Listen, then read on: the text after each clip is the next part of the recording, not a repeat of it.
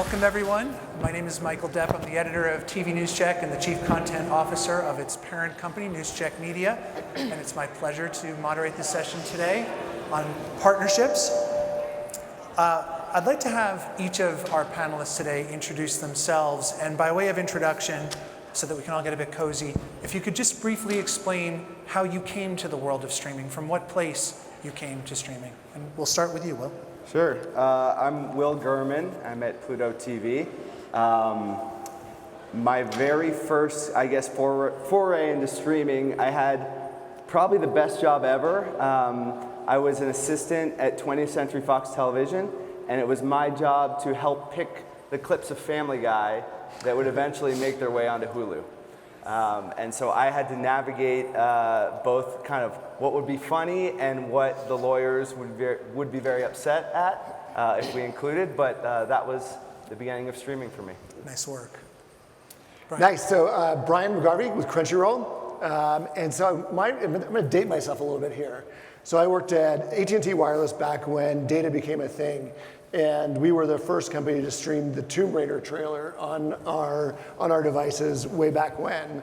And then later moved on to run global distribution for Rhapsody, Napster, the music service. I'm Preeya. I am Vice President of Streaming Partnerships at VideoElephant. I began, I think, my career a number of years ago in news media in London, Press Association, followed by ITN. And maybe I'm going to age myself here too, but it was at the time, actually, that YouTube was doing original funding around some of the channels that they wanted to take to market. I led a team at ITN that was doing the digital production and distribution, but also we got funding from YouTube over 2 years to create a brand and take it to market. Subsequently, I've spent the last nearly 7 years at my previous company where I led B2C brands, built those up predominantly on .coms and social, and a natural evolution of that was, well, hey, let's now take this to fast and get some fast channels in the market. As a result, I joined Newsflare at VideoElephant last year, and it's to lead the fast business, which is twofold. There's the B2C channels that we have, but also it's to launch a managed service business in fast that we did last year. Okay. Kate? Thank you. Kate Richter, nice to meet you. I am a Vice President of Programming and Content Acquisition for Dish and StreamTV. I started with Dish back when MVPDs were still growing, so that was cool. And I've been in the business to see the transition, obviously the launch of the MVPD platforms with Sling back in 2015, and now the advent and competition in that space with SVODs, direct-to-consumers, FAST, and AVOD. Okay, Paul? Excellent. Paul Snow. I work with, I think there's a number of my other colleagues around as well on our content business, specifically on our media companies and our sports relationships, and have been doing that for a while, a long time, maybe in streaming space, but before that in management consulting, so completely outside of the streaming world. Alas, all of us on this stage and in this room predated streaming. Yeah. So now we know how. Before we talk about partnerships, by which we need licensing agreements, which will be the bulk of this discussion, I want to ask all of you about the idea of exclusivity. So across the very wide streaming fast landscape, I'm wondering, is exclusivity solely the province of the very biggest platforms, the Disney Pluses, the Netflixes, or should streamers at every tier be striving to have some exclusive original content for their value proposition to viewers? And let's start with you, Will. Yeah, sure.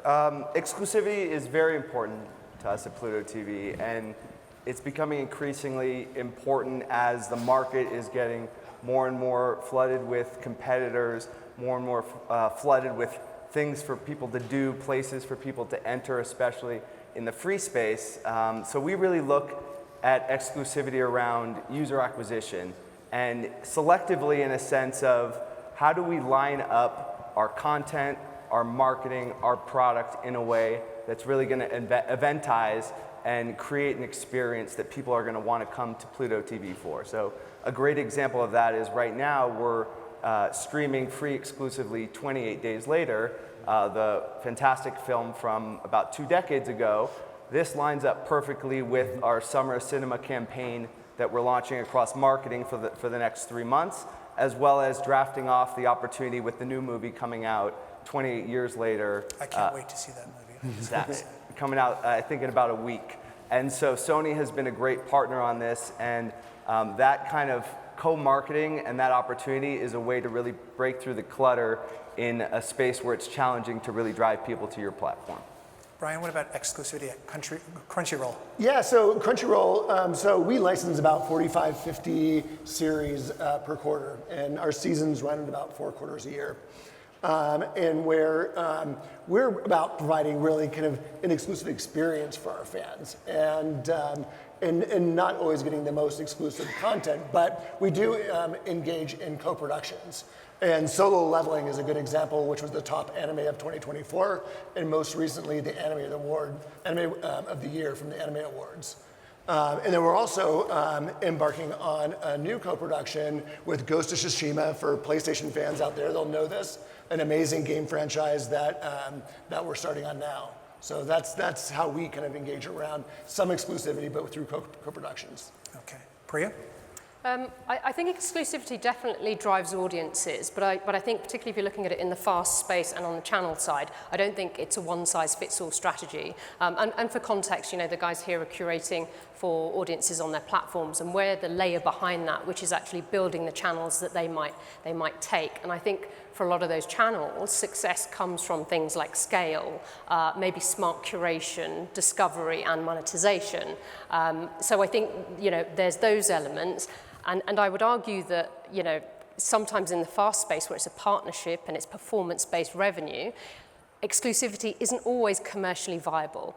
So while it does have value, I think often things like, you know, a first window or timed exclusivity can work very well. And again, I'd probably argue that in an already crowded EPG where the real challenges are discoverability and monetization, does exclusivity or can exclusivity help to solve for those things? Okay, Kate? I agree with Preeya on this one. I think it builds audiences, and we look at it as an approach to marketing, not necessarily as product strategy in the traditional VMVPD space. It's a way to fill the funnel. But to your point, the cost of exclusivity, the loss of the broad market on that often makes it economically infeasible when you're using it purely as a marketing tactic. Paul? Yeah, I mean, at YouTube, we definitely have a few examples where we've focused on exclusivity. NFL Sunday Tickets may be the best example of that recently, but as a general rule, we don't think about exclusivity in any facet of our different services or platforms. I mean, it's you know, for us, it's important to have similar programming that's available elsewhere, but it's just as important to have a platform that's broadly distributed and works as well, in addition to the content that's there. Okay, I'm going to keep it at that end of the couches right now with the VMVPDs. And I'm very interested in learning more about what you're buying at YouTube TV and Sling TV. What are your criteria as you go into the licensing market? And what are you looking at to bring perceived value to your respective brands? Kate? Yeah, sure. So Sling, I think, you know, we broke the mold in 2015, launching the low-cost, skinnier bundle of packages. And that niche is still what we're pursuing to fill. We're not going to overpay for sports content. We're not going to bloat the base with content that consumers could otherwise get in a low-cost or high-flexible environment. So the deals that we're pursuing are partnership deals. We want to be bundling. We want to make content available to consumers within a single platform where you can continue to upsell and keep consumers in that ecosystem even after the end of a particular marquee event. We also have a successful free stream, fast platform with free stream, and I think we'll continue to look to build and curate that one. And that's where seeing what the consumer is interested in when there are no marquee events going on, keeping them promoting that content is key to filling the bucket. I liked Kate's answer. Was that? I'm going to say the same thing, but not as well. Is that okay? You can go first. Okay, thanks. Yeah, I mean, YouTube, we're trying to be the home for all video and have a solution depending on where you are from a content production standpoint, the audience you're trying to reach, if you want to be just ad supported, you want to be behind a paywall. So for YouTube TV, it's a paid bundled product, and there are content that otherwise isn't available outside of a paid bundle, which makes sense to live there, but there's plenty of content that's available more broadly outside of a paid bundle that, you know, we think makes sense to live outside of the bundle and find a much bigger audience particularly for us when we think about YouTube TV only being a US product, and the rest of our solutions and the rest of the ways that you can maybe distribute content with YouTube are much more globally available. So we think about other things like audience, demand, and the cost as well, but really just making sure as we think about the different things we have at YouTube, YouTube TV is just one of those opportunities, and doesn't make sense, we think, for all content to reach the biggest audience. I meant to mention, I'd like to, at the end of this session, leave open time for a question or two. So I think there's some microphones floating in the last few minutes. I'll just tee you up to, if anyone has a question out there. Now, Will, you're in a different bucket at Pluto in that you are entirely free and ad supported. And I think you have some 400 plus content partnerships. What is driving your partnership content acquisition strategy there? Say we're definitely a different place than we were 7+ years ago when I started working there, and it was begging for content, knocking on every door we could. I literally remember walking into an office in Beverly Hills holding a 50-inch screen TV to demo, and TVs were a little heavier 7 years ago, they keep getting lighter. Demoing Pluto, and then even when we got buy-in, sitting with lawyers and kind of, is it basic cable, linear streaming? Yeah, let's go with linear streaming, and kind of just figuring out what the right set was, what we could have access to.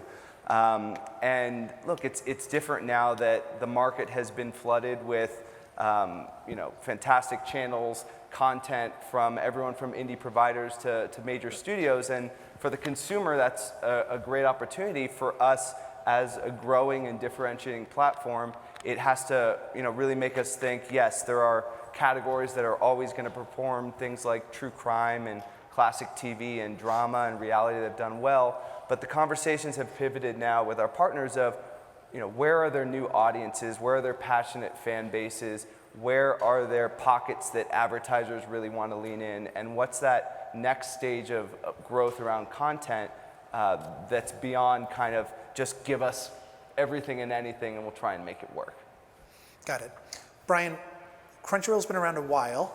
It's an SVOD channel and a series of fast channels with a very, I'm going to say niche, not as a dirty word. I know you chafe against that description, but how does your nature, what you are, shape the partnership marketplace for you?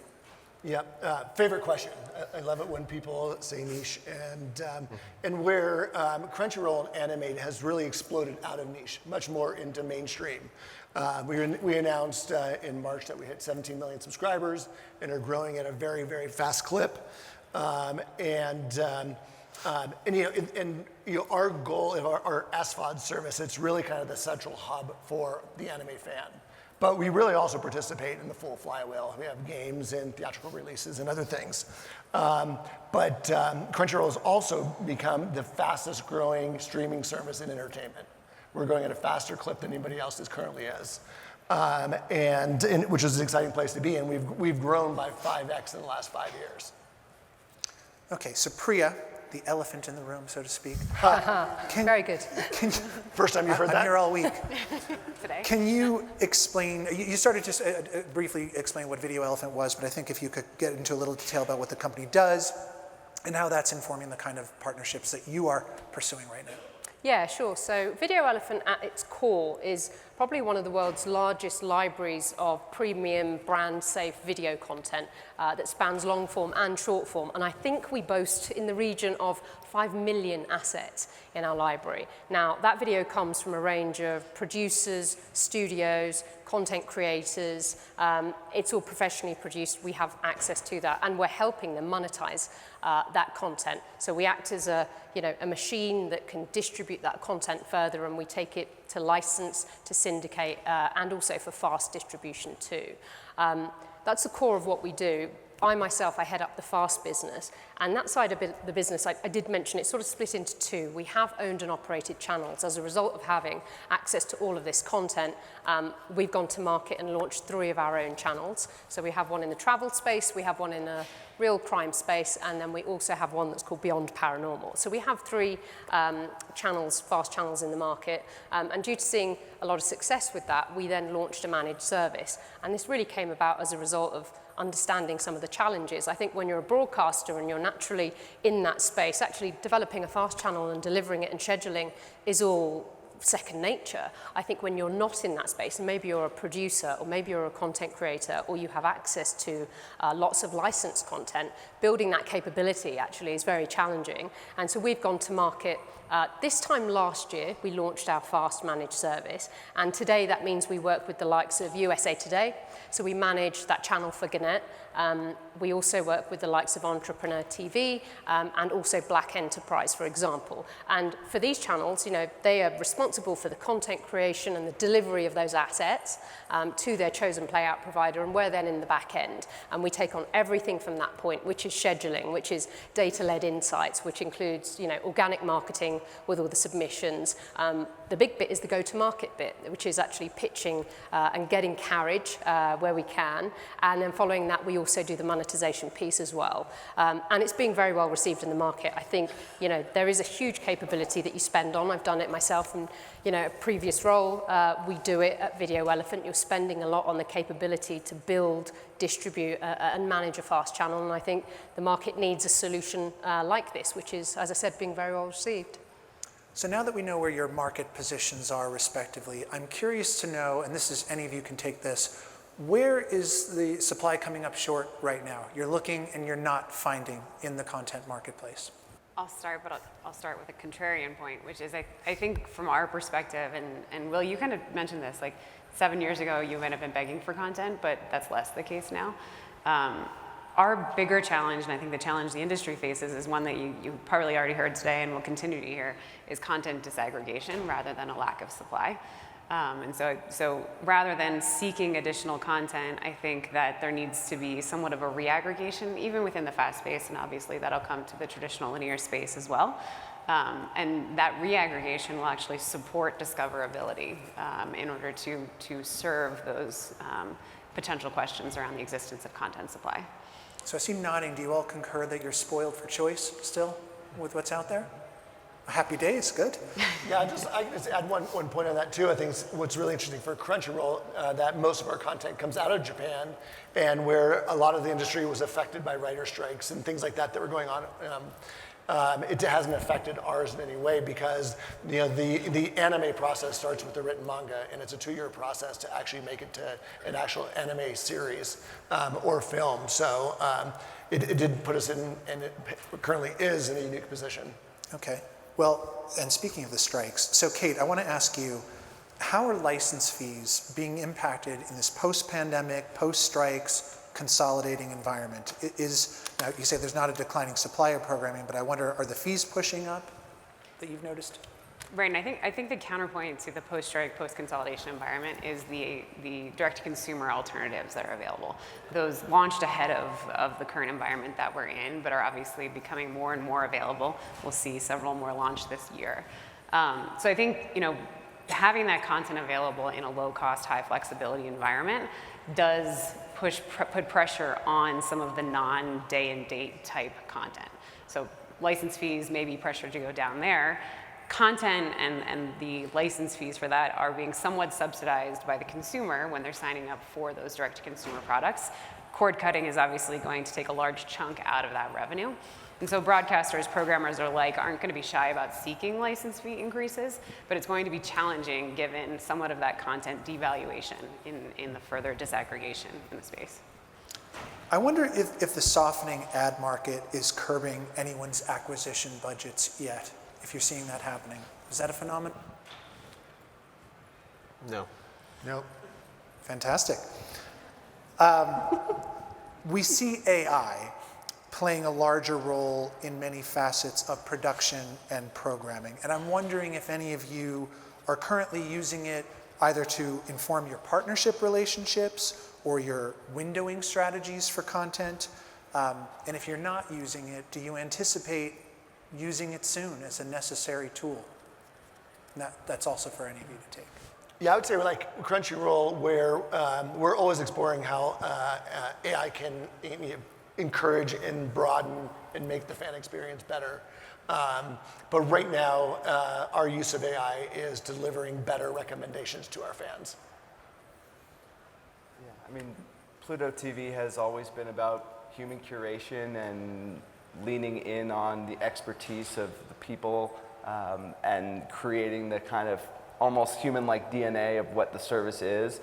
And so that's, continues to be a core of Pluto TV. Obviously, we're exploring opportunities of how AI could be complementary to that, but that continues to be the core of Pluto TV.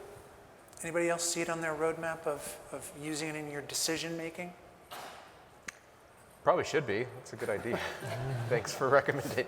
I mean, at YouTube, we use it mainly, I think, to help with the content creation process, but really with the content ideation process to help individual creators in their bedroom think about what they should create for their audience and just help them understand their audience better and allowing them to still do the creation, but maybe reduce the amount of time they need to spend thinking about what to create.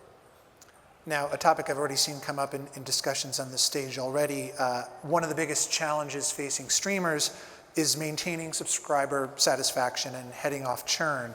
And for the phenomenon that subscribers will dip in and out to watch something, they'll cancel when they finish watching it. So how do you avoid churn, and how does that inform your partnership strategy? And Paul, if you could take that first. How do we avoid churn? I don't think we avoid it. I mean, how do we reduce it? I think, for us, it's making sure that the products that we're putting in front of people, particularly that they pay for at YouTube, are products that they are willing to pay that price for. So we spend a lot of time on content that adds costs and making sure that we understand that that's what consumers will pay for and stay around and pay for.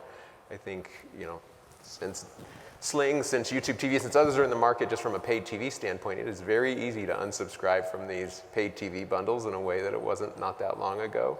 So we're hyper-focused on it, on those paid products in particular, but we still think about it. We don't maybe use the word churn in the same way, but we still think about it for our ad-supported products too. How do we make sure that we're the place people want to stay after they watch a single video as opposed to navigating to one of the many other platforms that are available? Kate, how do you tackle that? I still think that's the beauty of the vMVPD space, is that you have access to such a wide variety of content.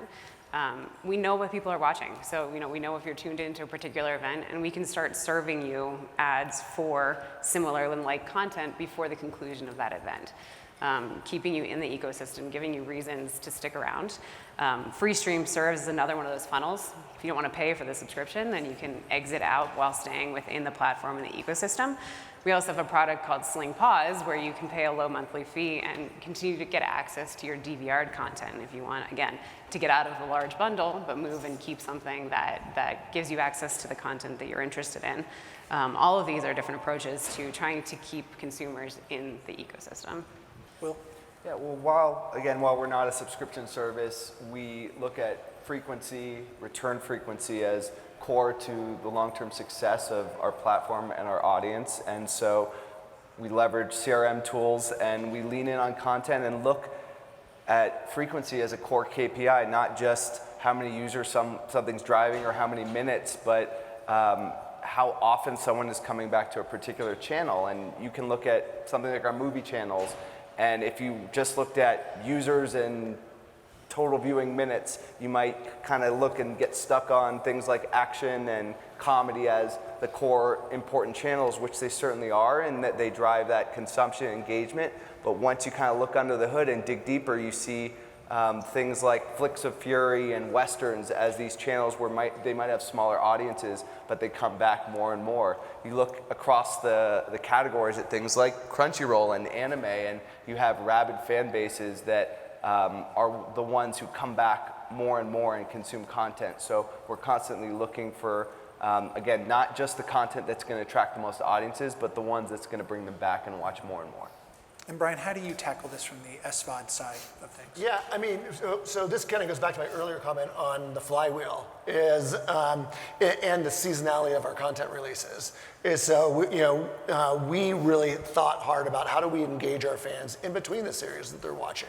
And knowing that fandom around anime is unparalleled. It's unbelievable. Like 54% of Gen Z engage in anime on a daily basis versus 25% in the NFL. So it's really high. So trying to figure out what are those other ways. And so we launched what's called Crunchyroll Games Vault, which is a free-to-play mobile games for our higher tier subscribers. So all they would do is go to the app stores, download the games, sign in with their credentials, and they have 55 games to access currently. We'll have 100 by the end of the year. And the Those same games thing. are tied in with the content, with the shows themselves? Yeah, it's not tied to specific IP yet. But then we're also doing, it is tied to IP, is e-commerce. So we're one of the largest sellers of IP or anime related bobbleheads and shirts and things like that. And so fans can come in and buy a Dragon Ball shirt, or they can buy, Blue Lock or whatever it might be. They like soccer, so they want a sports related anime t-shirt. And we find that really, really helps soften those curves. A lot of merch in the anime world. A lot of merch, a lot of cosplay, and it's crazy. Endless, okay. Will, I would like to know how you are using data and audience analytics to optimize your partnerships. How is the data informing those relationships, both in terms of maximizing viewership and also revenue? We've always been very transparent with data, particularly with our partners. I can tell you some of my colleagues are probably having business reviews right now, reviewing data and not being here. It's a good excuse to not be here at this panel, but reviewing data with our partners, particularly ones that are revenue share, where there's this mutual incentive to really lean in, grow the business, and this feedback loop that we provide our partners with data, feedback of how content's working across our platforms. They help inform how they're doing, what that business is like across other platforms, and kind of come together to figure out how do we tackle programming, how do we tackle scheduling in a way that's mutually beneficial. And that's something that I think is just going to continue to help grow and drive our business, and I think is important because the way people consume content on Pluto TV is going to be different from on another service, but also how people are consuming Pluto TV on one CTV device may be different from another CTV device, may be different from on a mobile phone, and making sure that we're able to optimize that experience and help inform our partners is going to unlock more content and more opportunity with that. I'm curious about the difference between the two different CTV devices. I mean, from TV and mobile, sure, I understand, but you mean a lot of it can be defined in terms of the audience and the demographics behind the particular television set, or the whether it's an Apple TV or a Roku device or a Fire TV device. You might have different audiences and different viewerships based on the demographics who are coming in through those different portals. So an Apple TV user is different than... They can be, yes. Yeah. Interesting. I'll have to talk more about that later. Preeya, you joined VideoElephant, as I believe you mentioned, to help develop its FAST business, channel business. Tell us a little bit about your commercial strategy there and what is perhaps unique to partner relationships inside of the FAST ecosystem. Yeah, well, I think I sort of explained that, due to a lot of the early success we had with our channels in the market, and they've been in the market for maybe coming up to 2 years now, we decided to launch a managed service. And the strategy for that is it's sort of rooted in two key things, really. I guess it's in-house capability, and the other one is shared outcomes. And the way that we operate, I mentioned a couple of the clients that we work with, but for example, we're working with somebody like Gurman for the USA Today channel. Now that channel's been in the market a very long time, probably 4 or 5 years. And I think existing channels, there is a need at times for them to say, look, I'd like to outsource this, for the simple reason that actually the market's changed over the last 5 years. There are so many more channels in the market, and what happens to the ones that have been there for, since 5 years ago is that they're feeling the squeeze of competition, and potentially the revenue is also being squeezed. So, for an existing channel, outsourcing makes a lot of sense. But then there's also the other batch, which are the emerging channels and the content creators and producers that have access, or they're producing really unique strands of content. And I think there's a huge opportunity there as well to take them to lots of different platforms as fast channels. So it could be that you're producing something that is very exclusive, that is very original, and yes, we know that there are some categories that are overly saturated, and what we have are these emerging sort of categories that where platforms are willing to, sort of explore and give a home to. I think there are audiences that are behind these brands that it makes a lot of sense for. And the reason that it was launched is because there is a need in the market, and it reminds me of about 15 years ago. There were YouTube MCNs in the market, YouTube multi-channel networks. And I had a stint at one of these after I'd finished at ITN. And at the time, we were managing YouTube channels for Paramount Pictures. It was for someone like L'Oreal. It was for the likes of PGA Tour, because YouTube was in its heyday, right? It was starting up, and anyone that had content was saying, great, brand new platform, must be on this. How do I do it? What are the bells and whistles? What's a thumbnail? What's an annotation? Oh gosh, can someone do all this metadata? And it was a whole new platform to program on. And I sort of think that Fast is now like that. It's a bit like, oh, there's this thing that I ought to be on. It's again monetized through advertising revenue. I need to be on that, but hang on a minute, the amount of capability, effort, resource, knowledge that I need to be on it is a jump for some. Like I said, broadcasters, it's very natural. I think those outside of being a broadcaster... Natural, but it's still a lot of work. Still a lot of work, right. And so, the idea was, and there are a couple of businesses that have emerged, in the last sort of year saying, hey, we're doing a fast managed service. I think the thing that we do differently is that we do it comprehensively, right? It's all of the bits. You just focus on content production because that's what you're great at, and we'll focus on, getting distribution. I think the piece at the beginning that I said around shared outcomes is that our model is actually a revenue share. So we want to work with said brand because we believe in the brand and the success that the channel can have, and we share in the risk and the reward around those deals too. Okay. Brian, I want to ask you very briefly, Crunchyroll is in the fast channel space. What are your fast objectives for partnerships? Is it a discoverability play to drive traffic back to the SVOD, or is there profitability as part of the motive there? Yeah, good question. For us, it's really top of funnel. It helps bring the 24/7 channels, allow people to come in and watch and engage in anime, and sometimes for the first time, and get excited about that. But it's very limited in nature, and so we've seen the ripple effect from fast channels on certain platforms drive directly to SVOD. And so we will continue to kind of expand that offering. We've done a lot throughout the US, and we're doing a little bit in Europe. We're going to start doing more across the board, but we see a lot of value. And like you said, it's not a huge revenue line for us, but it is part of our strategy. Okay.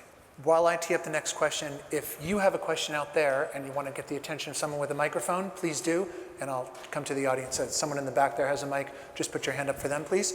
Kate, Paul, and Will. I want to ask you all if you could talk very briefly about your partnerships with broadcasters. If you can characterize the kinds of relationships that you're developing with them, and how important they are to your platforms, both in terms of viewership and profitability. Let's start with you, Paul. Oh, geez. I was just going to say whatever Kate said. Sounded good. You go first. Yeah, I mean, on YouTube TV, they're an important part of the offering. We have a broader relationship with broadcasters beyond that. They use YouTube proper to, build an audience and help market what they're doing from a programming standpoint generally. For us, we are in all of the DMAs from a YouTube TV standpoint, so we have, broad relationships that extend across all of those local stations. And it is exciting to work with them and figure out ways to kind of enhance their programming or enhance the audience for their programming. It was not something I think we understood how complicated it was when we started YouTube TV, to be honest. And we're grateful that we were kind of able to work with them to figure out solutions that ultimately kind of brought the full suite of local stations to all the DMAs we're in, because we think it's a critical part of kind of our value prop on the YouTube TV side.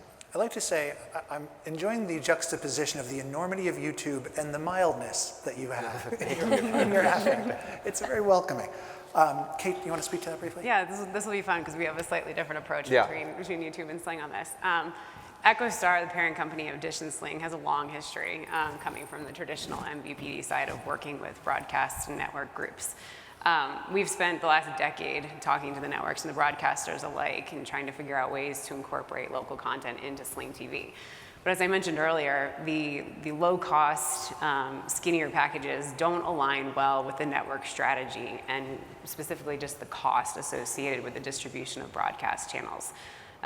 2 of the 4 main network groups, soon to be more, have direct-to-consumer availability. So consumers of the Sling product who are looking for a skinnier, cheaper bundle can go out and get those without it being a tax on the base of the rest of the Sling consumer base. And briefly, Will?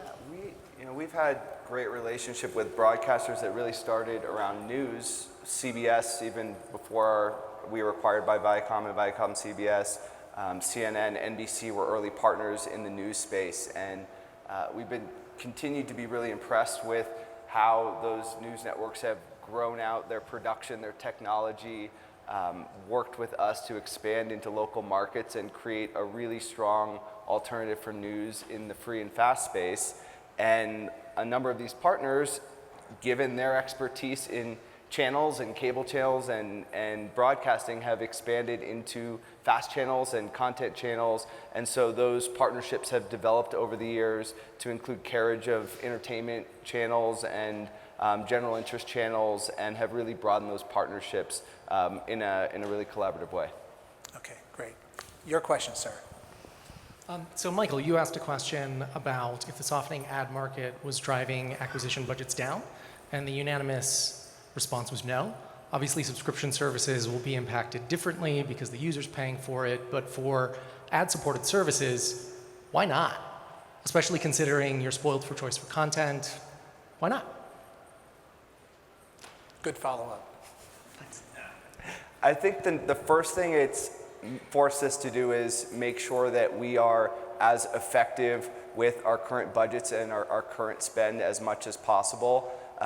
Before we want to consider how we would adjust or alter, it's really about, is our content delivered to the consumer in the best way possible? Are they able to find and discover the content in the best way possible? And working closely with our revenue teams and with our ad teams to understand, are there ways in which the content can be packaged, presented in a way that is going to drive success in the ad market. So that's the stage we're in right now, is kind of working within the ecosystem that we're in and trying to figure out how we kind of continue to optimize. I can't speak to what it will look like in a year or two down the road, depending on where the market goes, but it's really forced us to lean in and be as kind of strong in our strategy as possible.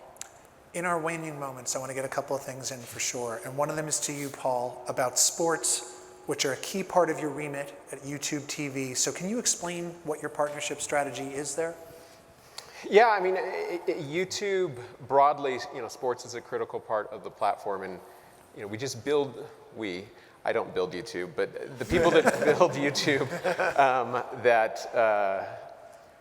it's focused on building a complete solution set depending on what you're looking for from a sports league, or if you are in the sports space. So if that's live streaming, that's live streaming. If that's just clips and highlights, that's clips and highlights. If you're just focused on building a fan audience around particular clubs or teams, making sure we can do that as well.